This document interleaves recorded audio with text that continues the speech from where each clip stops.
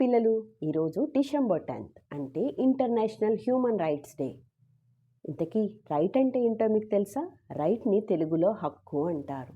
హక్కు అంటే మనిషిగా పుట్టినప్పటి నుంచి మనకుండే స్వేచ్ఛలు, అవసరాలు. స్వేచ్ఛ అంటే ఫ్రీడమ్ అని మీకు తెలుసు కదా? మనందరం సురక్షితంగా, సంతోషంగా, సమానంగా ఉండడానికి ఈ హక్కులు చాలా అవసరం. ఇంతకీ మన ముఖ్యమైన హక్కులేంటంటే, శుభ్రమైన గాలిని పీల్చే హక్కు, శుభ్రమైన నీరు తాగే హక్కు, చదువుకునే హక్కు, భయం లేకుండా జీవించే హక్కు, మన అభిప్రాయం చెప్పే హక్కు, మనందరితో సమానంగా ఉండే హక్కు.